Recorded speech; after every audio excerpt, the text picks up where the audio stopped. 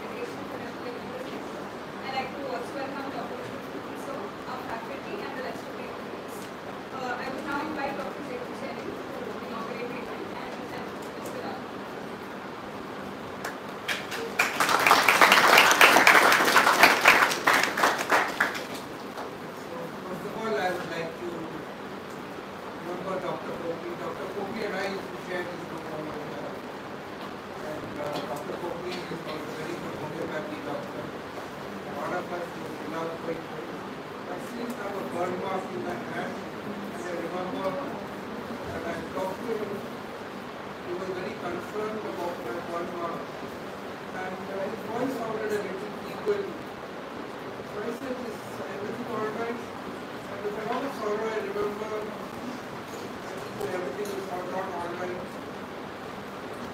I'll tell you later. And then the next day when I came, everybody told me of his detection of his bone cancer.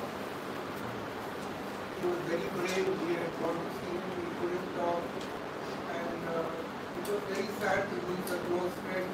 We used to sing together there. I remember he encouraged me to be a complete vegetarian. I mean, he advised me from the physics point of view that vegetarian. And I did manage to stay vegetarian for a couple of months. But I still wonder whether I should have continued. And he was a very good homeopathy doctor, a very good homeo indeed. And he had a way of reaching out to people. He had sensitivity to people who are in need. And Dr. Vijay Raghavan was one of our favorite students. It's very nice to know he's doing very well. He has changed a little bit. He's got a great beard and ages. But very nice experience, brings us fond memories.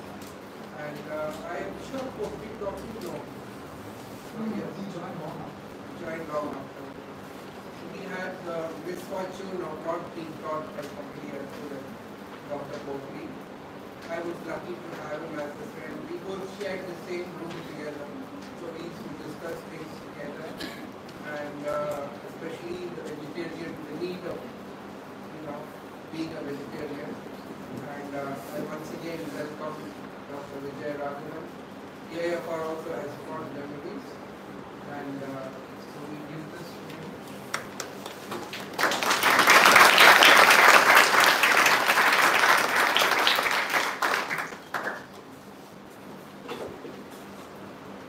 Thank you, sir. I will now call Dr. Vikram Chutkan, who has always been an integral part of the Poppy Memorial Lecture Series, to come and say a few words about Dr. Ajay.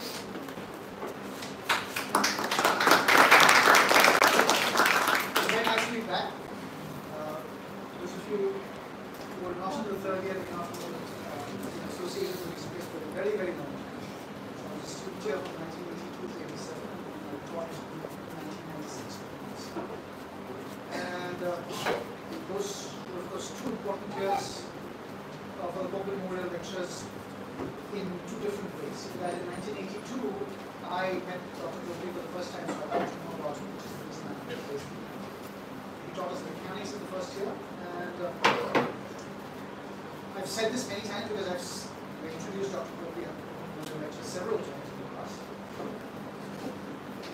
And so he was a kind of teacher that I had never before encountered in my life. He opened up all kinds of possibilities and sort of challenged us to rise to this level, which was difficult to achieve, but which sort of inspired some of us and perhaps drove other people away. I don't know. So anyway, he was a kind of figure in the physics department, an inspirational figure in the physics department. He was also a kind of person who cared a lot for his students. I didn't have any problems important enough for him to sort of reach out to me in this particular way, but the Ranjan Roy Memorial Lectures is named after a student who was 2 years senior to me, Ranjan Roy. And I think you have Ranjan Roy Memorial Lectures this year. So Ranjan used to have a lot of health problems. He had very severe asthma as a result of died. And people always talk about how concerned Dr. Poppy was about the Ranjan's health. He was in general very taken up with both health and ethical issues and about teaching physics in the best possible way. Now what I mean by the best possible way is that, I guess those of you who are in the second or third year would already have realized, perhaps even first year students would realize that physics is not necessarily taught at St. Stephen's the way it's taught in school and in many other institutions. That though we are bound by the Delhi University syllabus, there is this feeling that the more important task for the teacher is to communicate that physics as an exciting subject rather than just cover the syllabus. And I think a lot of us have used that freedom for many years. And that's one of the things that makes St. Stephen's a very kind of special place. So, I mean, in some sense, I was thinking about it, we need to be more thankful to those students who are not interested in physics than to those who are interested in physics. Because in spite of knowing that they were not interested in any of this stuff, path integrals or Gibbs functions or any of this they suffered it in silence and for years, and they still realize that in St. Stephen's College it is not acceptable to ask whether something is in the syllabus. This is one question you're not allowed to pose. It's something that you learn tacitly, that you can't say almost anything in the class, you can challenge the teacher, but you can't ask them whether this is in the syllabus, because they have the freedom to interpret the syllabus. And I think one of the reasons that that becomes possible in St. Stephen's College is that there's always been a very strong connection between students and teachers. So you establish a kind of relationship of trust right at the beginning, and then students allow you to do things that they might not otherwise have done. For example, as Gitanjali will tell you, the way I used to behave in the lab often was, I think about it, rather atrocious. But it was built on a kind of trust that had already been established with the students, and therefore it didn't necessarily mean what it would have meant out of context. And I think it's important to understand this because everything about the Pope Memorial Lectures reflects these two characteristics of the pedagogical system. So, for example, the Pope Memorial Fund was put together chiefly by Dr. Bhargava, also Dr. Bhargava. They collaborated to reach out to people.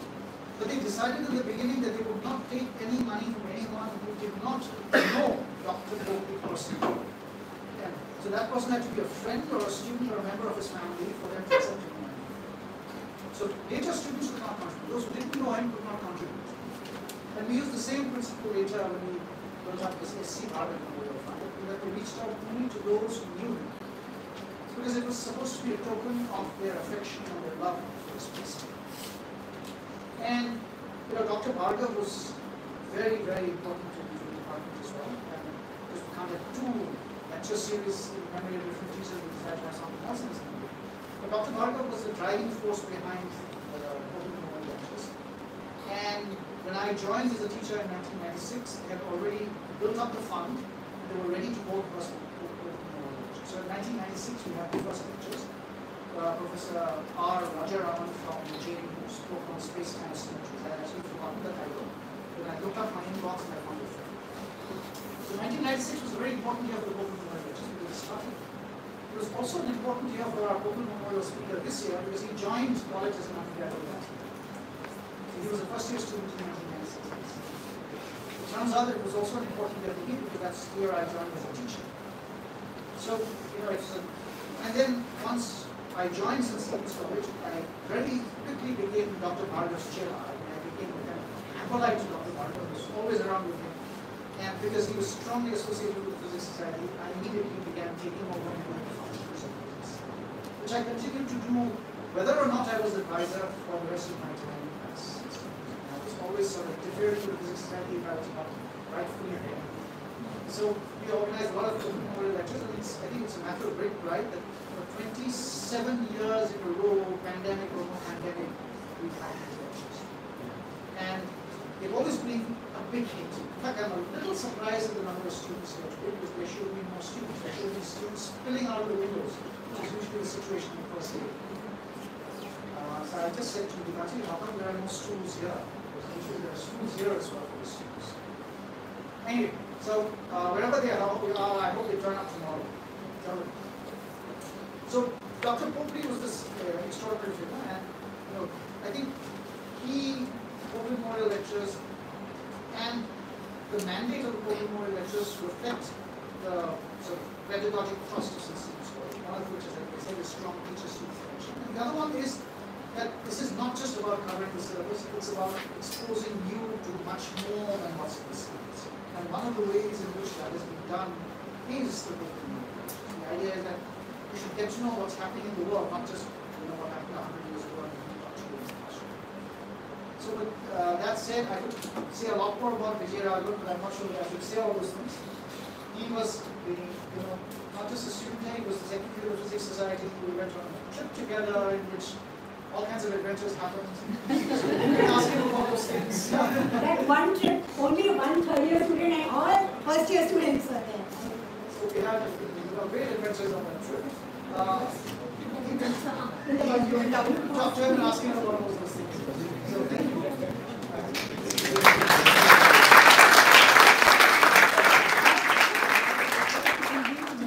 The bus broke down, the bus broke down.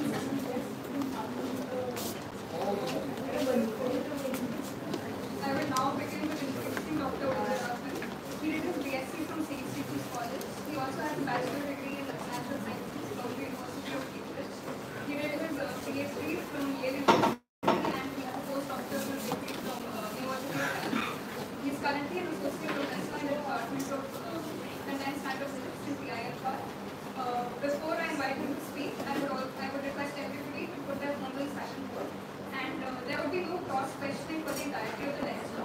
We have a small Q&A session after the lecture.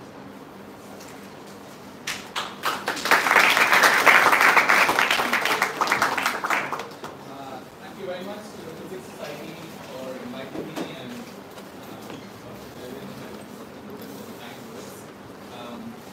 I didn't know Dr. Poki, as Vikram rightly pointed out. I joined in 96 and I really passed away in 94.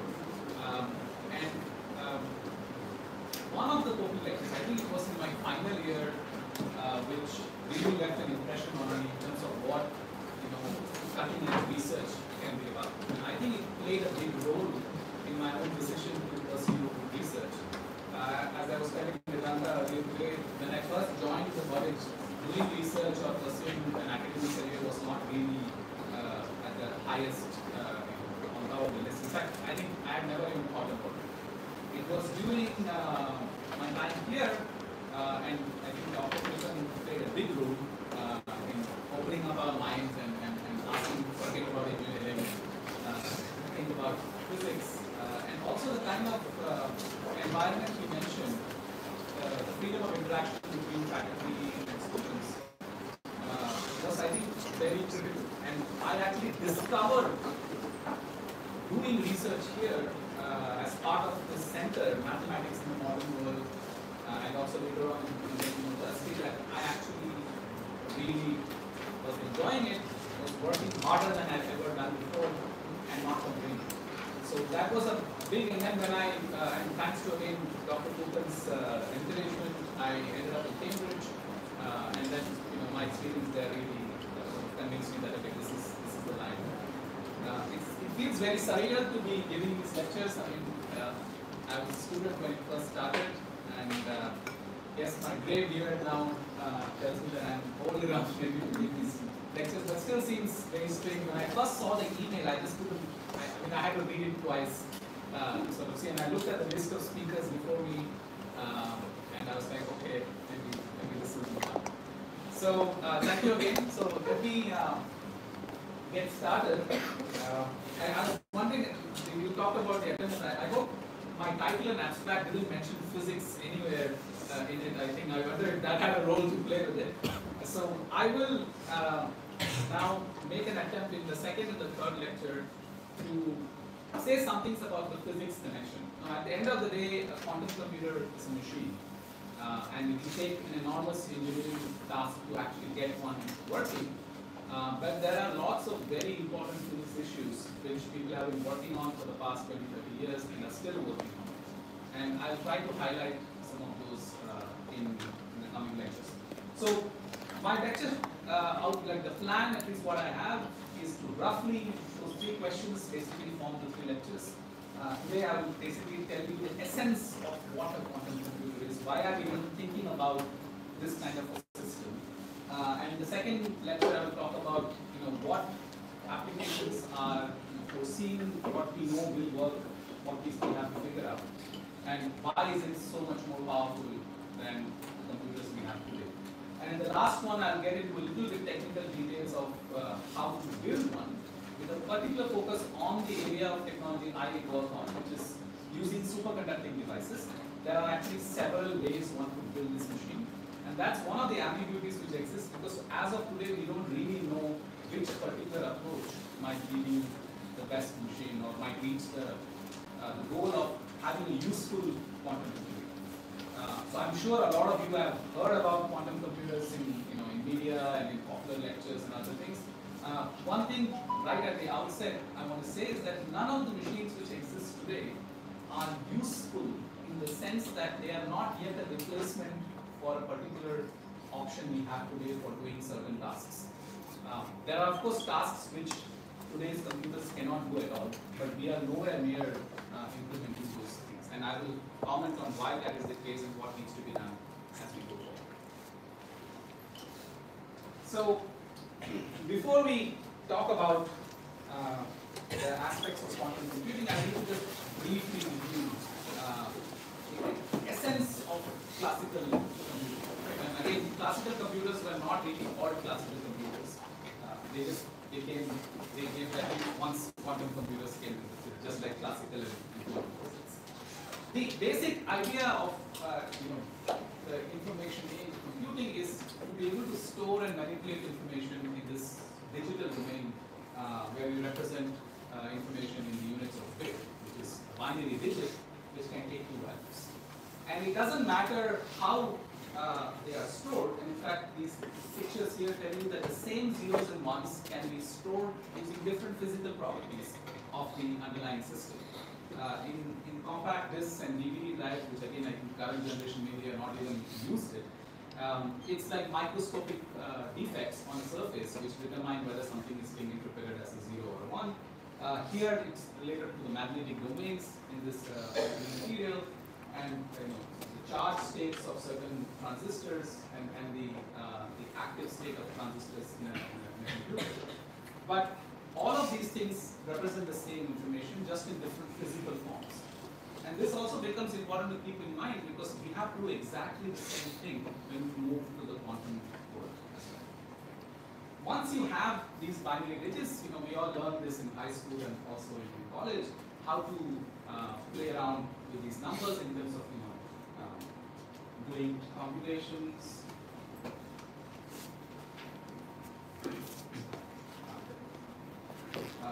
And we are able to, we have this protocol for mapping decimal numbers into binary numbers, and we can do it like that. The essential idea is that, in the decimal we have 9 digits, so we go through them, and then when we run out of digits, we add an extra digit and start from 1 again. So we do the same thing here. We go 0, 1, and then we have run out of digits, so we put a 1 here, 1, 0, 1, 1, and we run out of digits again. And now, using 4 for these 4 numbers, I can represent them in this particular form. And this then can be used for looking at doing computations. In decimal, we write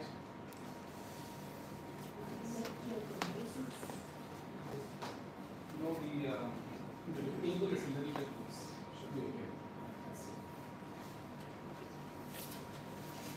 So the same thing can be written in the binary form in this way. The same information is written here, but you have these rules now.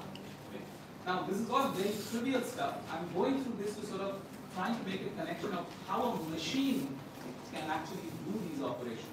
Things we learned over here.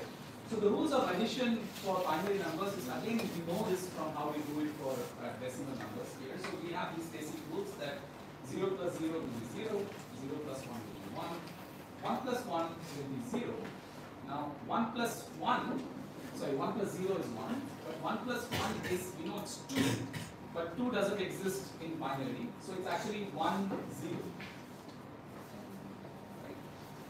So the least significant digit is 0, and then we have to have a carryover 1, just like we do for normal addition.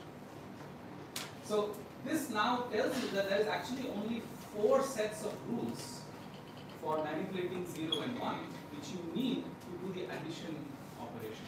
Right? This is all. If we have a machine which can take these as the inputs and then put this as the output, you have basically implemented an addition operation using a machine, and then you need something else to worry about the carryover part. Okay? How is it actually done? And again, I'm sure many of you have been exposed to logic gates, and the logic gate, which is going to carry out this particular operation, which I have just written down in the previous page, that 1 plus 1 is 0, and so on and so forth, is called an XOR gate. It has 2 inputs, which are written here as I1 and I2, and when they are given these values here, the output basically corresponds to the sum operation. And for the carry operation, you use something called an AND gate, which basically gives you an output 1 only if both the inputs are 1. And you see that the operation for the carry is exactly that as long as both of them are not 1, the carry number will be 0. But if they are both 1, the carry number will be 1. So you see that to implement a simple addition for only 2 bits number, these are the 2 things you need to make an addition operation. And there are of course various other kinds of gates like an OR gate, which only which will give you one if either of the inputs is 1. And then these systems have 2 inputs and 1 output, but there are also systems which basically a Boolean operation which takes 1 input and gives you 1 output, and that's with the NOT gate. It basically just inverts. If you put a 0, you get a 1. If you put a 1, you get a 0. So these now become sort of the building blocks of building something more complicated, which can do more sophisticated calculations. Now, for classical computing, there is also a notion of a universal gate, and I'm just mentioning this for completeness here. And this is the idea that, well, you might think, okay, for an addition, I needed an XOR gate and an AND gate. Maybe for some other computation, I might need a different kind of a gate. So you'll have too many different building blocks. In general, if you're trying to develop a technology, it is better that you have the minimum number of elementary components, and then you just put them together in different ways to get to the final state. So the NAND gate, which is basically the opposite, which is basically the AND gate I told you earlier, with just a NOT operation at the end, and it gives you a 0 only when both the inputs are 1. It's just this previous AND gate here with an extra NOT at the end. And it turns out that by combining this gate in different forms, so this is now an AND gate, and with an AND gate whose both inputs have been shorted, so that the inputs are always going to be the same. And you can see that if the inputs are same, 0 becomes 1 and 1 becomes 0. So it behaves like a NOT gate. And by putting a NOT in front of an AND, you recover the AND. Similarly, a more complicated combination of the same set of gates gives you the OR gate. And you can show that you can build any logic operation just by using this one elementary circuit. Which means in the physical circuit, you can actually make one object really, really well, and then reproduce it billions of times to build a much larger logic circuit. And that's essential to the success of today's technology, that we are now able to do this very, very well. So these NAND gates, can be interpreted in many different forms. If you want to look at a circuit of how something like this would happen. Remember, an AND gate gives a 0 only when both of them are 1. And here, if both of these switches are closed, these switches are representing the binary operation, then this will basically be a short circuit over here, and the lamp will not light. Only in that case. For all other combinations, the lamp will be light. So this is a simple way of seeing how that happens in the circuit form. In reality, they are made using transistors. This picture is just here for reference. Don't worry about the functioning of this. And then these kind of transistors can be microfabricated as very small nanoscale structures. And then today's technology, everything relies on being able to do this on a very huge scale and create a complete system, which is the classical. So the reason I've gone through this is to sort of introduce to you the basics of any system which is attempting to do computation. You need some way of representing information, and binary is a convenient way of doing this for machines because you only have to worry with 2 states. By the way, there are models which can compute using more number of states. This turns out that it is sufficient, and then in a practical sense, it's very, very robust to construct a system where you only have to worry about 2 states. But in terms of fundamental possibilities, you can construct a system using a decimal or any other number system as well. It's just harder and impractical to develop this as a machine. So you need a way to store the information. You need a way to manipulate that information to create new operations, and then put that together to perform some logic operation which is relevant to the computation you are trying to do. So where does quantum mechanics enter all of this? It's just a new paradigm for storing and processing information. And it comes from some special properties which quantum mechanics allows us, which is not possible in conventional classical physics. So we'll start with a very simple picture of what we often are introduced in high school of the atomic model. So we learn that there's a nucleus in the center and these electrons are going around in orbits around that with only certain energy levels allowed. Now, of course, later on we learn that this is not really the correct model, and the correct model comes from solving the Schrodinger equation.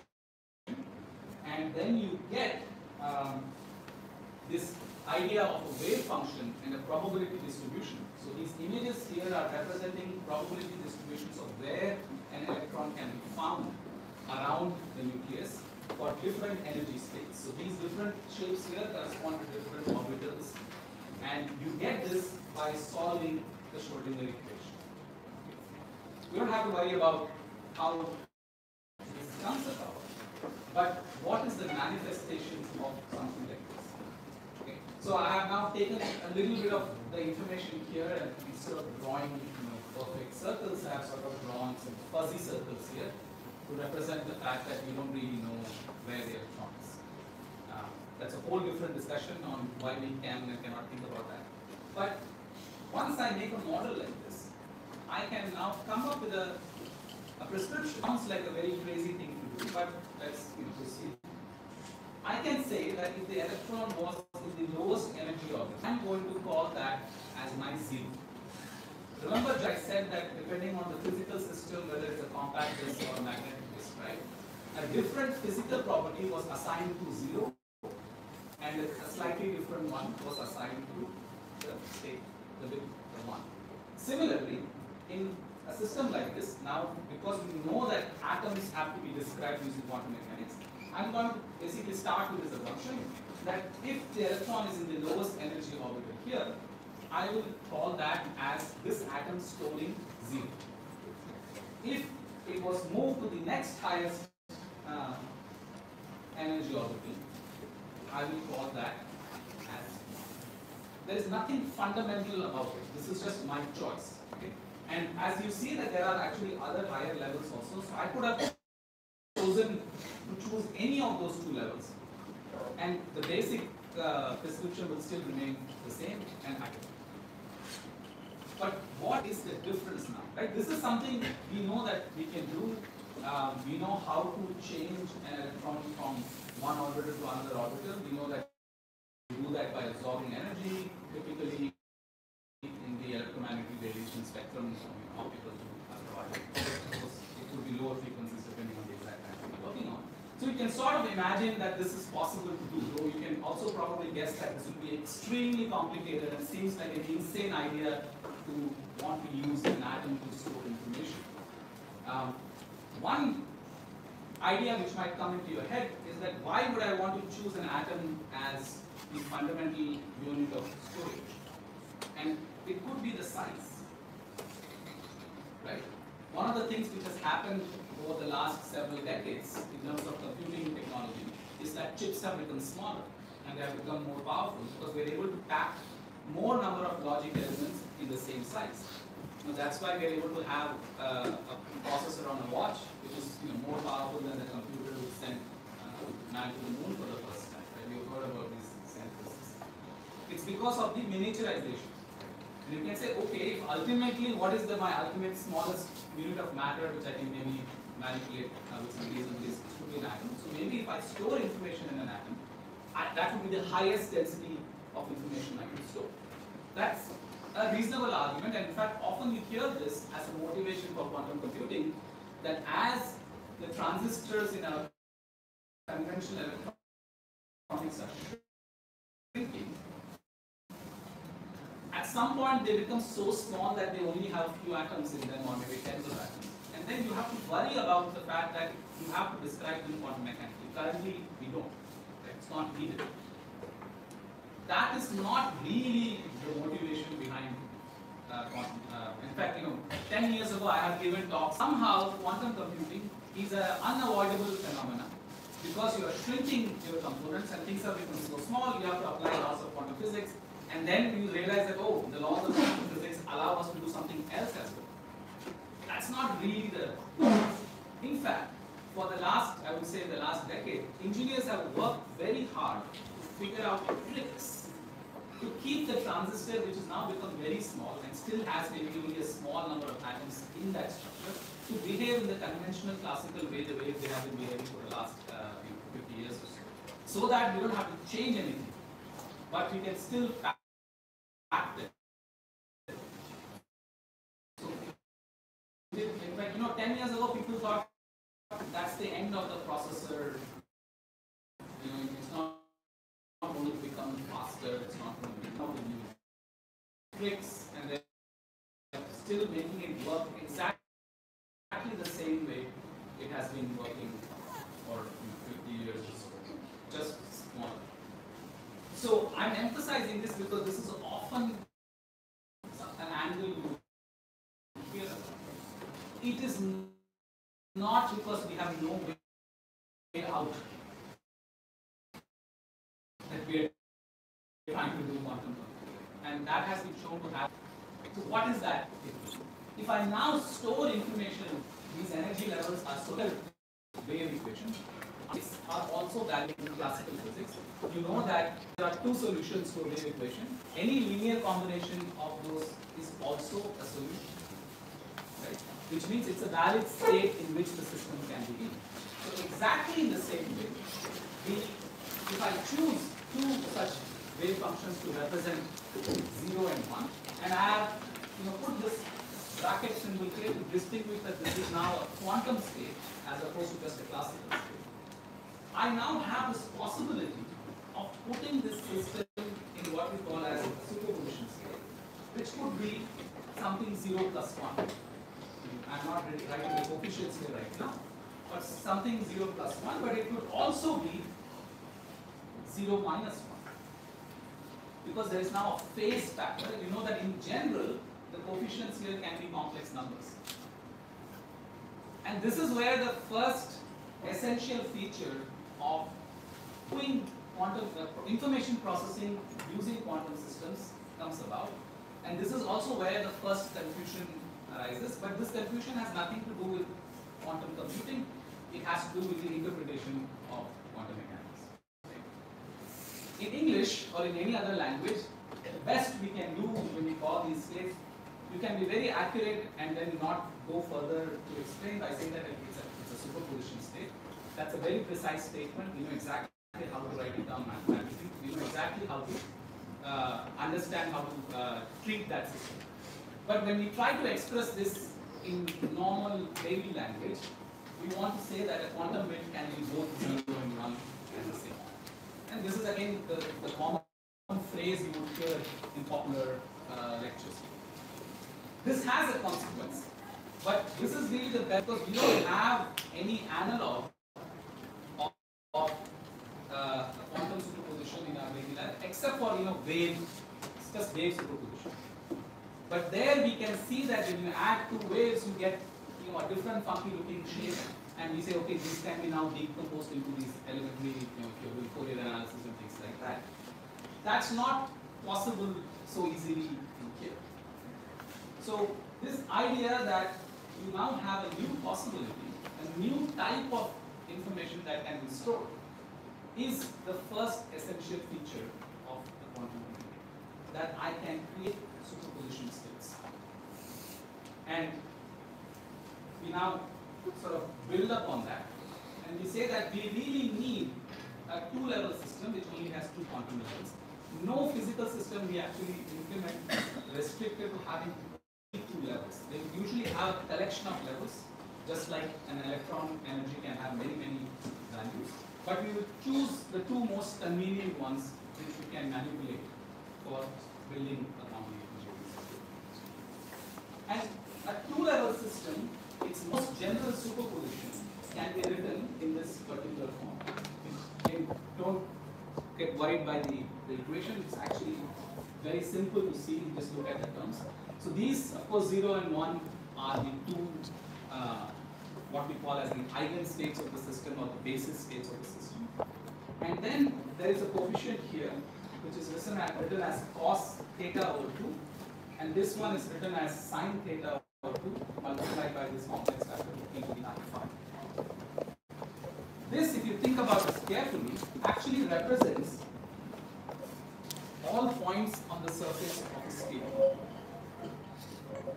And particularly a unit sphere, because if you look at the coefficients here and you take mod square of them, then you see that you get cos square theta by 2 plus sine square theta by 2. E to the I phi mod is just 1.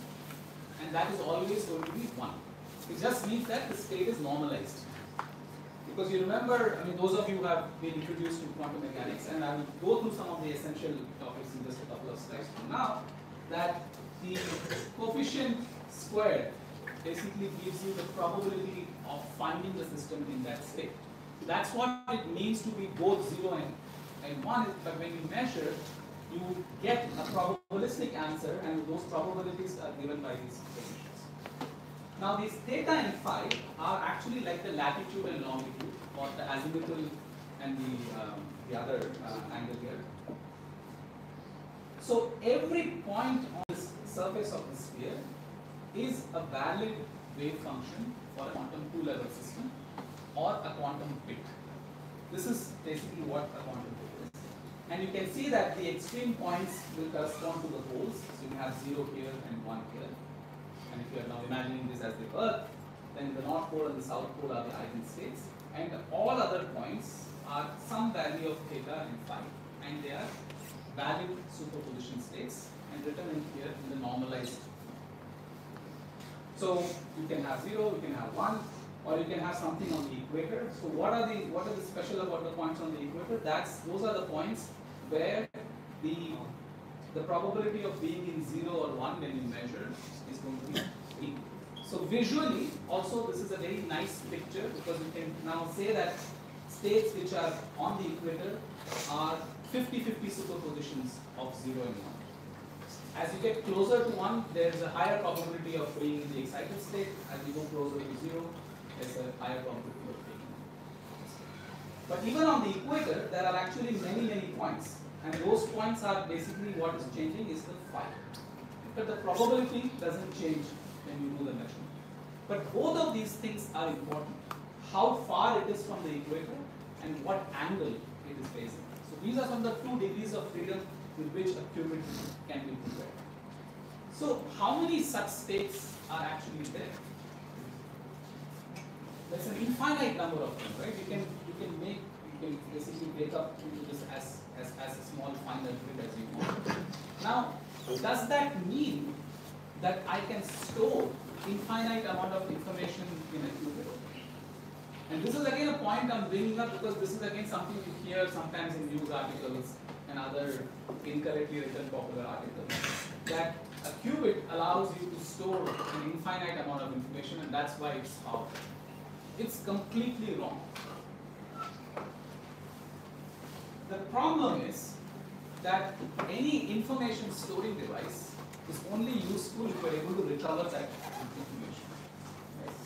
You know, you did your homework while sitting in college, you stored it on your USB drive, you went home, and if the file is not there, it's not a very useful device.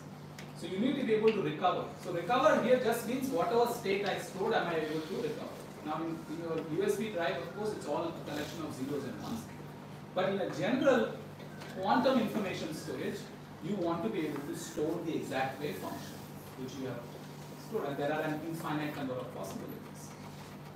But if you try to think of this as an analog of a conventional storage device, where there are many possibilities, but when you try to recover it, you don't get that many options. In fact, you get only 2 options. When you probe a quantum two-level system, you will get the answer 0 or 1. And that too with a random probability. Right? So if you really want to use a quantum two-level system as a conventional storage, you better only use zeros and 1 as the 2 points, and that's it. And then it seems completely pointless. Why would I went through all this effort to create a complicated system, but at the end, I'm recovering only the same amount of information as a regular classical chip. So let's go through this in a little bit more detail. If I have a system which was initially in an equal superposition state of 0 and 1, how am I doing in time?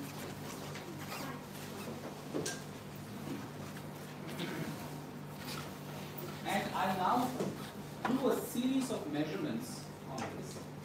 The first measurement will give me a random answer, 0 or 1, with 50% probability, right? So let's say that it gave me the answer 0.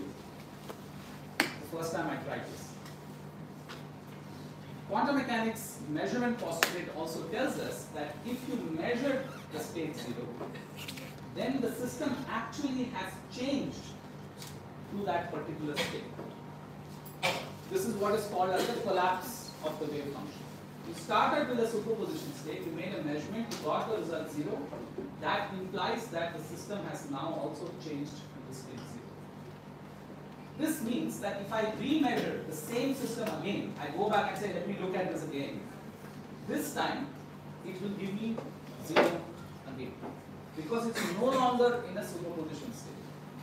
And if I keep doing it over and over again, I will get the same result. So once the system has been projected to its state, to one of the ideal state, it should remain in the same and the measurement should repeat that result.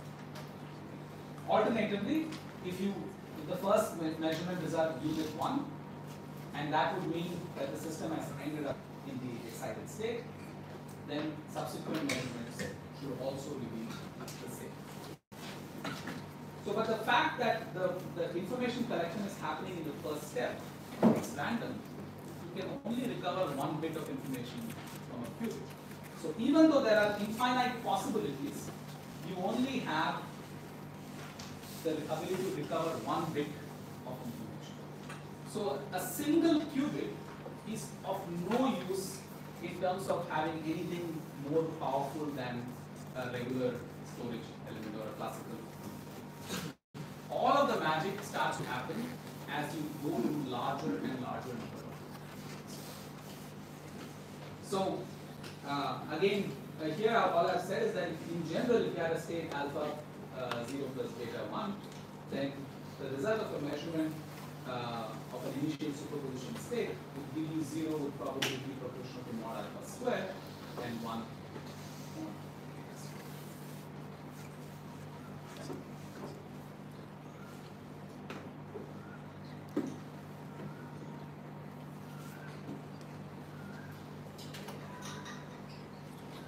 So the first indication of what the ability to have a superposition state and why it would get different is when you start thinking about a collection of these bits.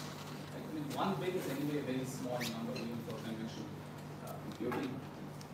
If you now look at n classical bits, so remember I initially showed you a collection of 3 bits, and with 3 bits you can store 8 different combinations. In general, with n classical bits, you can store 2 to the n different possible numbers. But at any one point of time, that collection of n bits can only be in one configuration, which is one of the 2 to the n possible states. So for 3 bits, which can store 8, it can be 0 to 7, but only one of those 7 numbers can be stored at any particular time. When you go to n quantum bits, what changes is that the fact that a single qubit can be in a superposition of 0 and 1, which is 2 states. A 2-qubit system has 4 possibilities, and the generic superposition now is a combination of all of those 4 possibilities. And for 3 qubits it will be 8. So in general, an n-qubit system can be put into a quantum space which can be a superposition of all the 2 to the n combinations which that system can be configured. This is the first major difference, is that the number of configurations is not different. The difference is that the classical system can only be in one of those 2 to the n states, whereas the quantum system can be in a quantum superposition of all of these superposition states. Again, not in terms of being able to store more information, but to be able to be in a state where the number of possibilities are actually exponentially higher. Now, 2 to the n is a number which becomes big very, very quickly.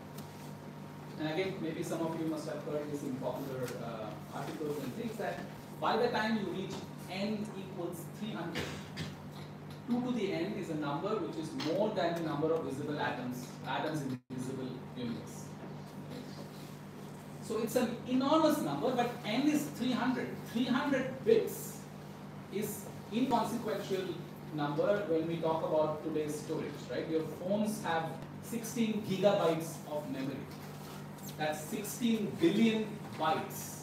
Multiply by 8 to get the number of bits. But here we are talking about only 300 bits, which means 300 qubits here. Sorry, 300 qubits. But that system can be in this configuration which involves an enormous number of different states. And this comes by just extending the idea of superposition of single qubit states to multi-qubit states. So what are these states I'm talking about? These are basically strings of zeros and ones. Just like for 2 qubit it's 0, 0, 0, 1, 1, 0 and 1, 1. Similarly for n bit string, you have such a large string and there will be that many different combinations. And then you have to put now a coefficient in front of all of those.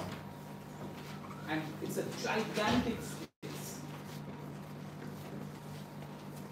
And then the magic, which is very difficult to explain by, is that when you have such a collection of qubits, this algorithm, which is this mystery box right now, when it operates on this system, it's actually operating on a phase space which is huge, exponentially larger than what a classical system can do. But again, the caveat is that when you measure, you will only get n bits of information. So imagine, so what this cartoon is trying to show here is that there is a collection of qubits here, n, let's say there's n of them.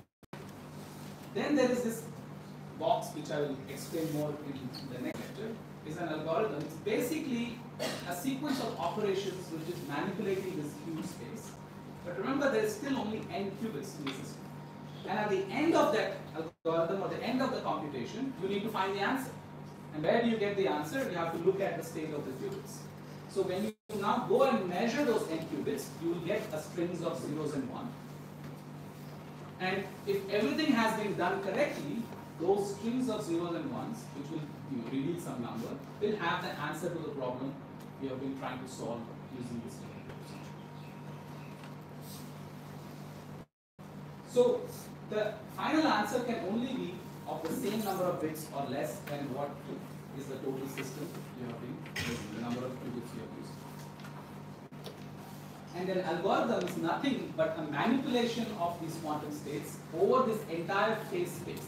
So you have many, in some sense, avenues to explore in this phase space. And it's the job of the quantum algorithm to do that correctly so that it solves the problem of interest.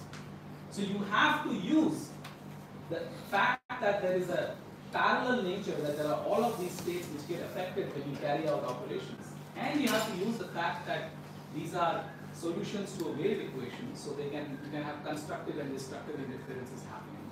So very crude and simple way of explaining what happens in a quantum algorithm is that as you proceed, all the incorrect combinations get destructively interfered, and all the correct combinations, like correct here in reference to the problem you are solving. And then at the end, you hopefully will have all the qubits close to their eigenstates. Because remember that the final answer shouldn't be a random collection of bits. So imagine that at the end of the computation, all of the qubits are in some superposition state which is far away from the two poles. What is the result? The result of measuring each qubit is going to give you a random 0 or 1, which means that every time you repeat the calculation, you're going to get a different answer. So that's not very useful. So you better write this algorithm correctly, that at the end of that operation, all of these qubits have come close to their eigenstates. A small amount of error is acceptable. And this has got to do with the fact that in many of these algorithms, you can verify if the answer is correct. The calculation is very complicated, but once you do the calculation, you can very easily verify it. So because of that small probability of making the error, if the answer is wrong, you can just repeat the calculation one more time, and then within a few tries you will get it. But you have still gained a lot from the operation which has been carried out. So that's sort of, in a very simple picture, what's going on in a quantum algorithm, you need to have a collection of qubits. The larger the collection, the more powerful it is, the bigger the kind of problems it can solve. And then you have to evolve them in a clever way and then measure, and as long as you have exploited this correctly, you will achieve, or you will be able to actually do things which are impossible to do on a conventional. So this applications of what you can do, I'll give a few examples in the next lecture. So just to now complete this story in terms of what kind of operations you have to do. Remember I told you you have to evolve this system. So evolve the system means that the wave functions are going to start initially at some configuration and then they will slowly change, which means that coefficients are going to evolve with time. And you can break this down into two essential types of operations. The first one is called a single qubit gate, and it really involves changing the state of one of these qubits. And where are the states? Remember that all these states are on the surface of the sphere. So you can have an operation like a NOT operation, just like you had in the classical Boolean logic. And that NOT operation, for example, could take the state 0 to state 1, and then the state 1 back to 0. The way we think about this is that these are actually rotations on this sphere. So that this NOT operation actually is causing a rotation like this from here to 1. And similarly, 1 rotates back to 0 after the NOT operation. You can also have more complicated rotations where a state which is initially pointing towards 0 ends up at the equator, right? To be able to create this superposition states. And this has this property, this H is called the Hadamard gate, this is the name. And it has this property that if you started at 0, it will take you to 0 plus 1. And if you started at 1, it will take you to 0 minus 1. Which basically are states pointing opposite to each other on the equator. Right? So this essentially looks like a rotation like this, in this direction. So if it was 0, it will come up here. If it was 1, it will rotate in the same direction and end up on the opposite side. And of course, you can then generalize it to a different arbitrary starting point. So this is like a rotation about the x plus z axis. You consider this as the z axis and the x and y. So all single qubit gates are essentially rotations on this sphere. That's what a single qubit operation is. They are applied to that individual qubit you are trying to manipulate, and then you end up with the final state. Now the last thing I want to mention for today's lecture is the slightly non-trivial operation which you have to carry out in these systems. Now let's consider two qubits with these states, alpha 1 into 0, beta 1 into 1, and similarly alpha 2 and beta 2. I can write this as a generic 2 qubit state. So this is again expanding on the idea I mentioned that each of these qubits can be 0 or 1 combination. But together, I can write this 2 qubit state as a linear combination of the 4 possibilities 0, 0, 0, 1, 1, 0, and 1. And what I have done right now is that because I knew what the initial states of those qubits are, I have just multiplied the coefficients. This type of a state is also called a product state, where each qubit has a well-defined state, and this is just another way of representing the same state. And then you know that this is how you write it, you multiply the coefficients, and then you write out what the code. Now, let's forget that these coefficients in the front of the states exist. I have also told you that these are the 4 basis states for a 2-qubit system. So any combination, any linear combination of those 4 states is also a valid state. Okay? So if I write now a state like this, which is gamma 0, 0 plus eta 1, and I have essentially basically chosen not to include 0, 1 and 1, 0, which means their coefficients are 0. Now if you compare these two possibilities, and you try to say, how can I get this state by choosing the values of alpha 1, beta 1, alpha 2 and beta 2. Right? This is a valid state by the basic prescription. I said that any combination is a valid state. Now I want to see that this previous description I have written down, do these two actually are compatible with each other? Now, if you look at it, you can see that in order for the term 0, 1 to be 0, the coefficient to be 0, I need either alpha 1 to be 0 or beta 2 to be 0. But if alpha 1 is 0, this coefficient will also go to 0. If beta 2 is 0, then this coefficient will also go to 0. Similarly, if you try to check it for the 1, 1 state, 1, 0 state, I want beta 1 or alpha 2 to be 0. But if alpha 2 is 0, then this will be 0. If beta 1 is 0, then this will be 0. So it seems very strange. Basically, what it's saying is that there is no value of alpha 1, beta 1, alpha 2 and beta 2 which can give me a state of this type.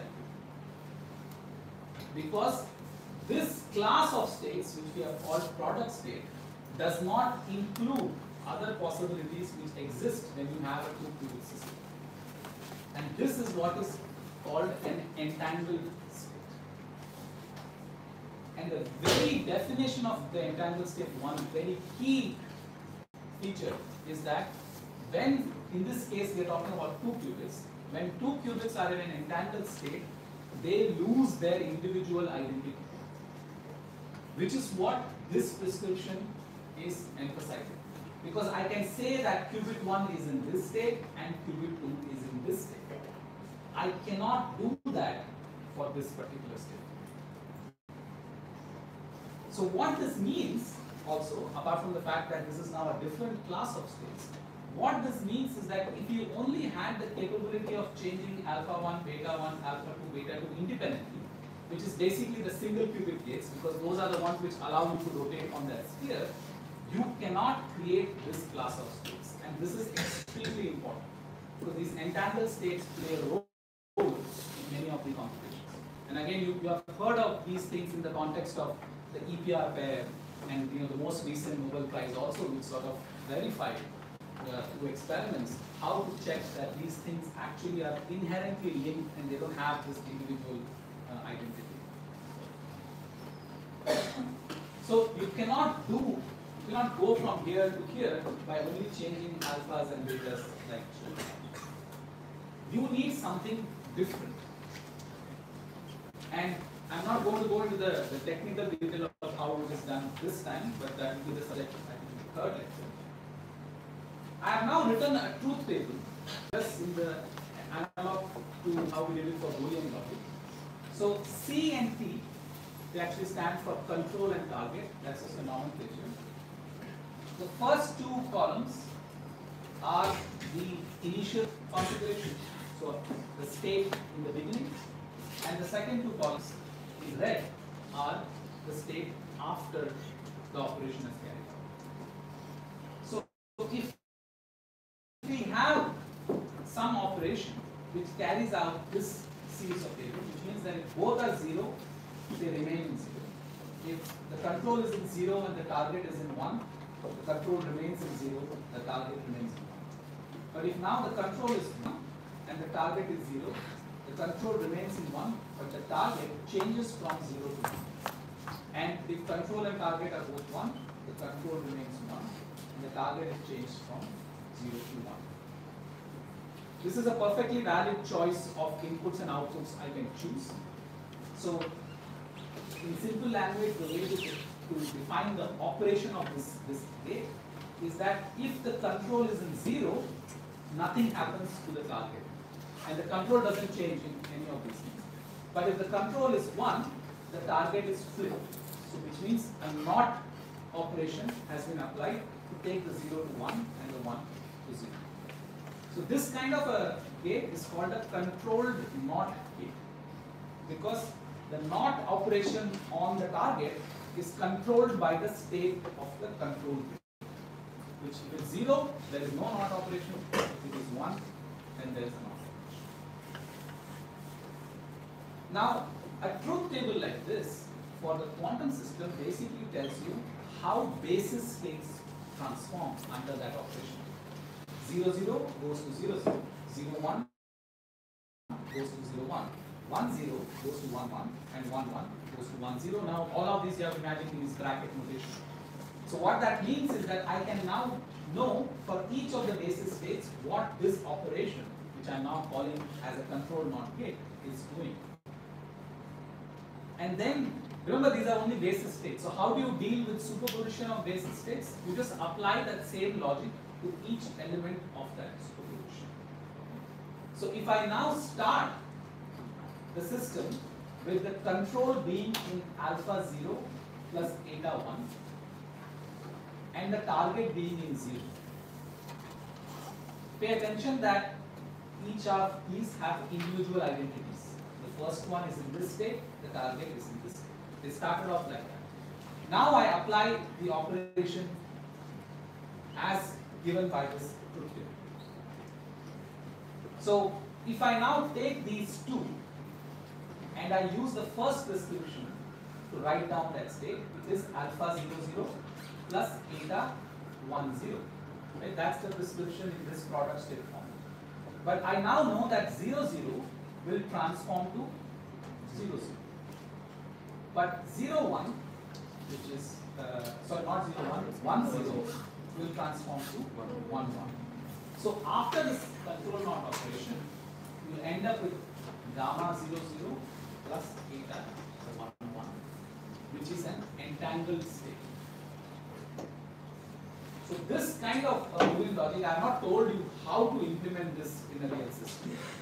But essentially, it requires that the qubits have to interact with each other.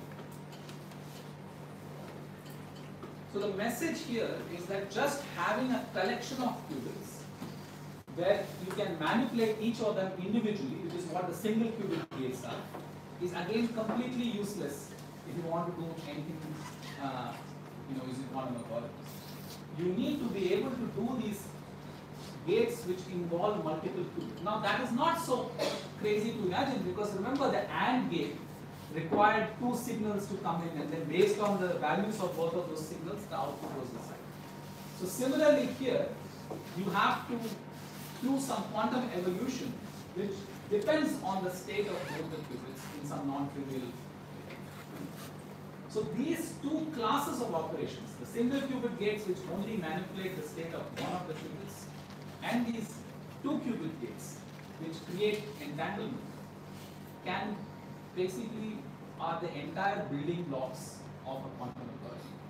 So this connects to the idea of the universal NAND gate, where you had this one basic operation which could cover everything else.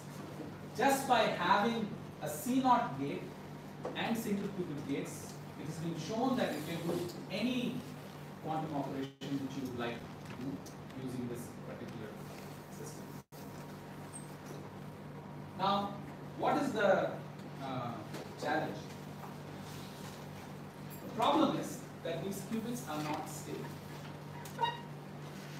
Again, go back to the example of copying the homework onto your USB drive and going home and realizing that it doesn't exist anymore.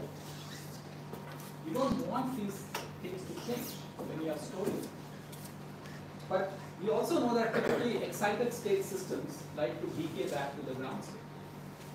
This happens for these kind of systems. There is a process which will cause the excited state to relax back to the ground state. And in the NMR language, that time scale is often called T1 time. It's an average relaxation time. These are probabilistic processes. But there is also a kind of process which is called dephasing, which messes with the angle. Remember, the angle I have along this equator is also an important degree of freedom, and it plays a role when you are trying to create constructive and destructive interferences. Those phases matter.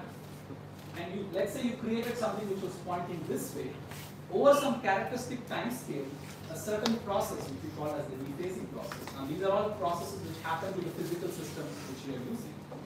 That arrow can point randomly in any direction, which means that if you wait long enough, all of your qubits will end up state 0. So all the information is lost. Or over short time scales, you can also have the problem that the exact superposition you created also gets randomly disturbed. This is the one main challenge in building these systems, is that they're inherently unstable. Now there are many different physical platforms people are using, where these time scales can be as short as a few microseconds, or a few milliseconds, or a few hundreds of milliseconds, in some cases even seconds.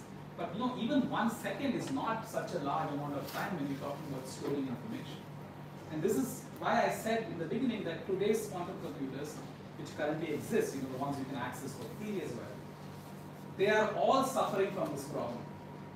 Which means you can only use them for a very short amount of time, a time scale which is much shorter than this, so that these random processes have not going to significantly affect your results. But they do. Now, does this mean that this is the end of the story? Like, apart from finding ways to increase these times and making them as long as possible, and that is a direction of research which people are doing. And this is one place where physics comes in. Because we have to understand the physical mechanism of what is causing this relaxation. Maybe for third-year students who have learned about the Einstein's A and B coefficients, this is at the very least a spontaneous emission process. You have an electron in an excited state, it's interacting with the electromagnetic vacuum, and it emits a photon and drops to the ground state. Now, how do you prevent it from doing that? You have to either reduce the density of states available to which it can emit, or you can suppress the matrix element with which it couples to that degree of freedom. So for every physical system, you have to come up with a different model, understand what are the parameters which are setting these decay rates, and then do something to improve them. Comes down to choice of materials, comes down to how you protect the environment. So there's a whole bunch of things of physics of improving this, and it has happened. When the particular platform I work in, the first demonstration was in 1999. At that time, this time scale was about 5 nanoseconds, and today that number is approaching a millisecond. So nearly 6 orders of magnitude over like 2 decades, and we have not found any fundamental reason why it cannot go further. So you have to work on improving these numbers, but thankfully there is another solution which is called quantum error correction. And this will be a topic I will go in a little bit more detail in the next lecture. This basically says that even if you have unstable qubits, I can create an effective qubit by using a collection of these systems which have quantum entanglement, like the example I showed you. And you say that if one of those qubits undergoes a decay operation like this, I can still recover the original information stored by studying the global properties of that collection of qubits. So it seems very strange. You have a collection of qubits which were individually bad, but together you can do something. Of course, they are not getting stable by themselves. You have to now do a measurement and a feedback operation, because the measurement is basically detecting have these individual qubits undergone any problematic evolution, and then you do some fixing operation which recovers the system. And by the way, this is error correction is actually very common even in conventional communication as well. If without it, DSL modems, which used to be, when you translate information over phone lines, internet would not have worked. Now in classical computing, the error is very simple. You can either make a mistake of interpreting a 0 as a 1 or a 1 as a 0. It's a lot more complicated in quantum, but I will discuss that in the next lecture. But the point here is that there is a solution, and just very recently, for the first time, an experimental demonstration has shown that a collection of bad qubits does twice as better as the worst element in that collection. And that is a significant breakthrough where we showed that by putting these bad things together, we can actually make something better. And this is a very important milestone to be covered. So this is my last slide. So at the end of the day, what is a quantum computer? It's a network of physical qubits. And I say network because remember I showed that they have to interact with each other. Here is one possible example.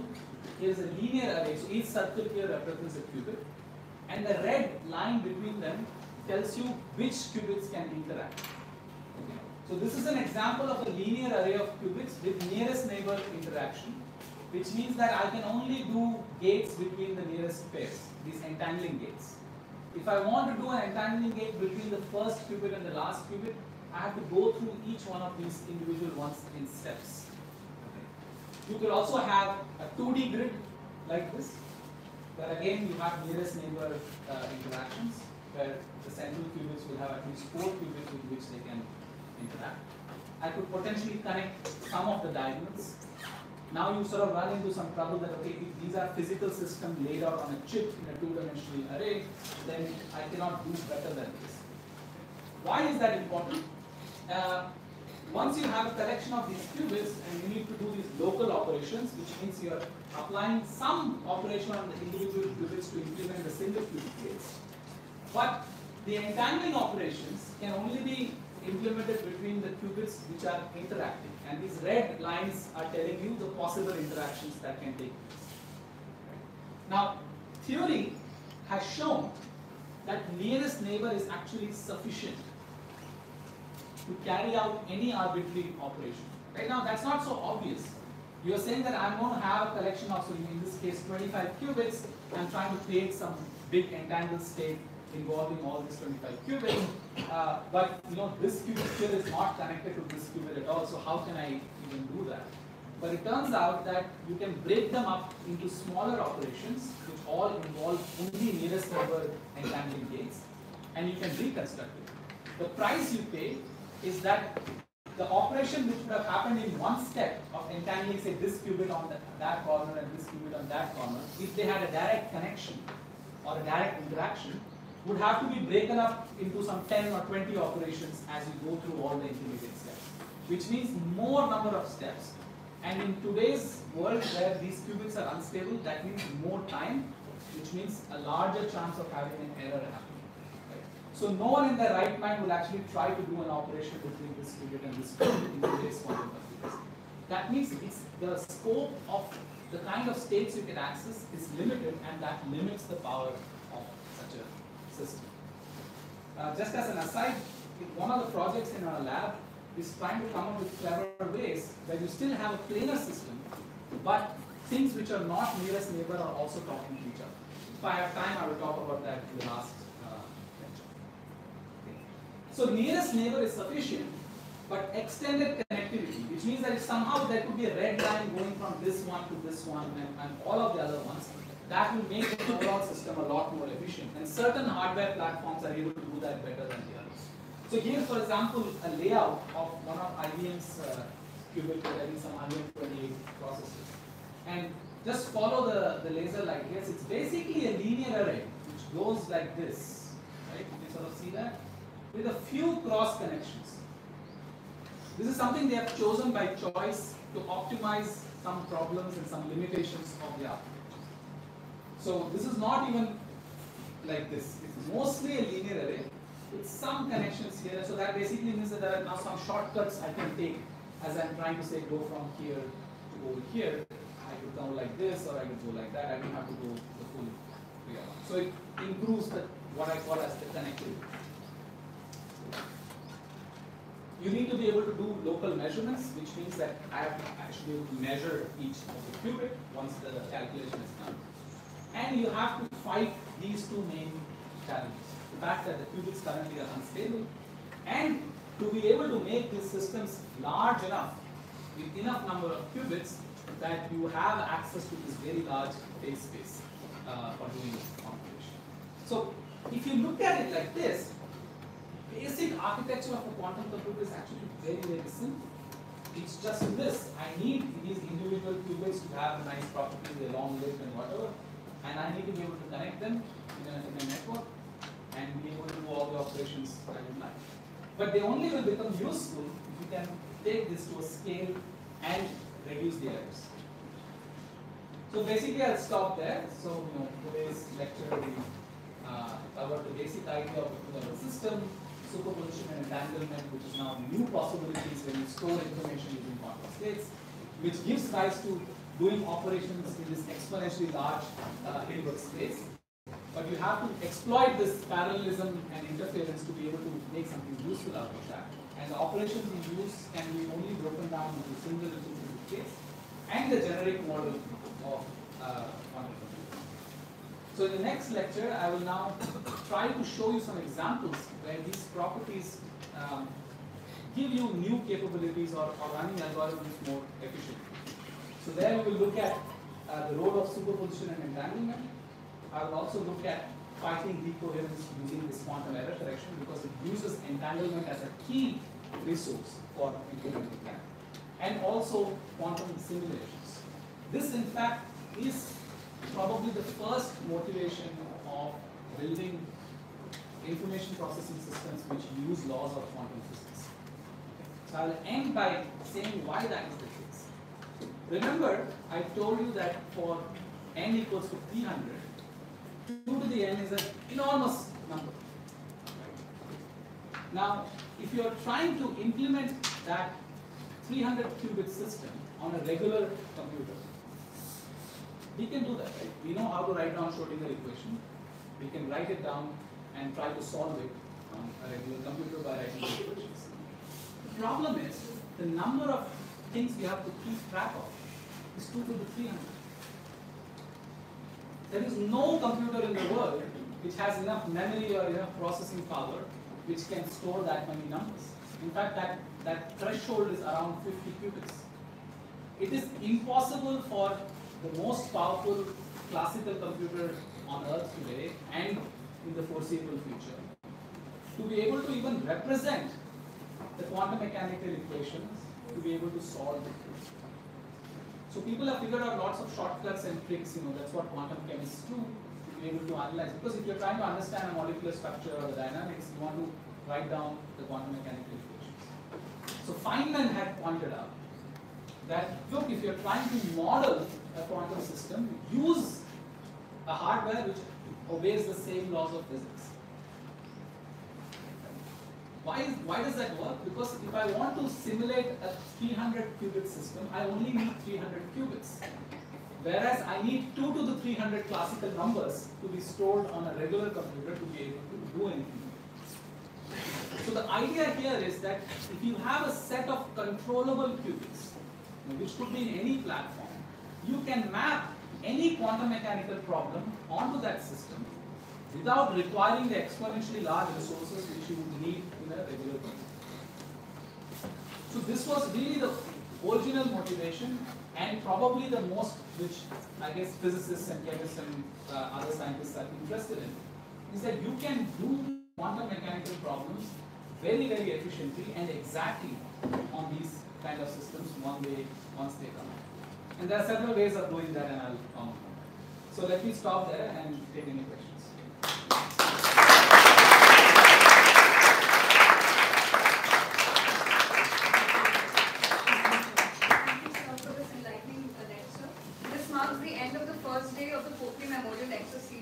The Q&A session due to time constraints will happen tomorrow.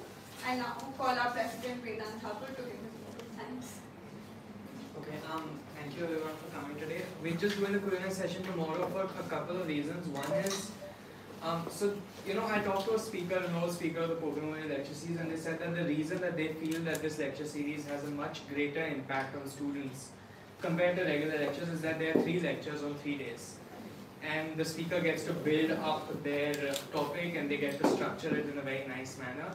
And not only that, it gives students time to absorb the content discussed in the lecture over the day before the next one. So, sort of because of that, and because of time constraints, I think we'll do the Q&A session in the beginning just before tomorrow's.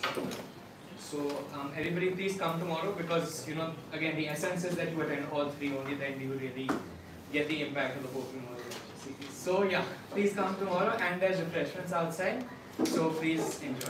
Thank you. I'm around, so feel free to catch me.